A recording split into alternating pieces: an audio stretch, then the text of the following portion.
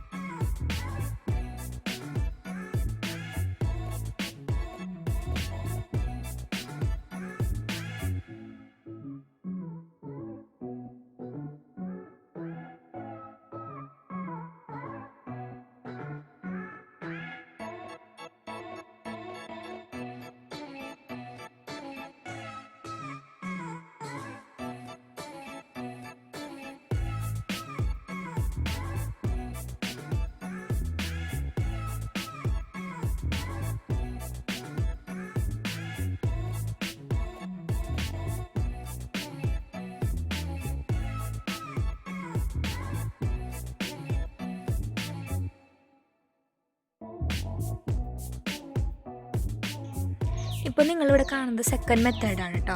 അത് ഒരു സെൻറ്ററിൽ നിന്നും അടുത്ത സെൻറ്ററിലേക്ക് ഇങ്ങനെ അറേഞ്ച് ചെയ്ത് വരുന്ന ഒരു ടൈപ്പാണ്. അപ്പം ഇതുപോലെ നമുക്ക് വേണമെങ്കിൽ ഇതുപോലെ തന്നെ ചെയ്യാം. ഇതുപോലെ ചെയ്യുമ്പോഴൊരു ഗുണം എന്ന് പറയുന്നത് നമ്മുടെ ഡയമണ്ടിന് കറക്റ്റ് ആ കോർണറൊക്കെ കറക്റ്റായിട്ട് കിട്ടും. അപ്പോൾ ഞാനിതുപോലെയാണ് ഫുള്ളോട് ചെയ്തെടുത്തിരിക്കുന്നത്. അപ്പോൾ നമുക്ക് ഇതുപോലെ വേണമെങ്കിൽ ഇതുപോലെ ചെയ്യാം. അപ്പം ഒരു സൈഡ് ഫുൾ അറേഞ്ച് ചെയ്തിട്ടാണ് അടുത്ത സൈഡിലേക്ക് വരുന്നത്. അങ്ങനെ വേണമെങ്കിൽ അങ്ങനെ ചെയ്യാം.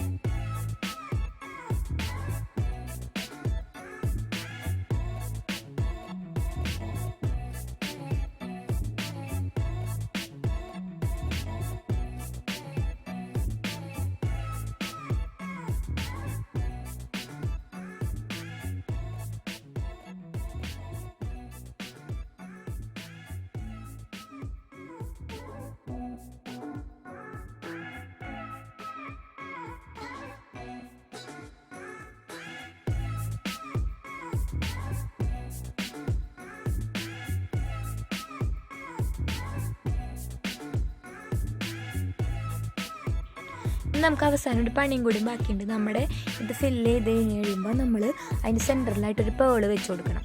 അതുകൂടി കഴിഞ്ഞാൽ നമ്മുടെ ഡിസൈൻ കംപ്ലീറ്റ് ആവുള്ളൂ കേട്ടോ. അപ്പോൾ നമ്മൾ അതിന് വേണ്ടിയിട്ട് പേള് വെച്ച് കൊടുക്കുകയാണ് ഇവിടെ.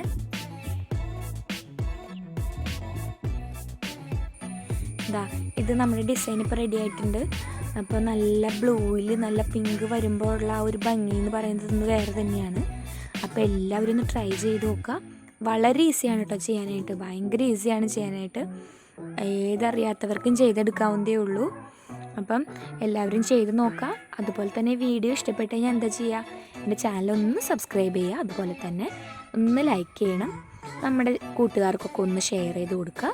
പിന്നെ എന്തെങ്കിലും ഡൗട്ടോ എന്തെങ്കിലും ഉണ്ടെന്നുണ്ടെങ്കിൽ കമൻറ്റ് ചെയ്തോളൂ, ഞാനതിന് റിപ്ലൈ എന്തായാലും തന്നിരിക്കും. അപ്പോൾ നമുക്ക് അടുത്ത വീഡിയോ ആയിട്ട് കാണാം കേട്ടോ.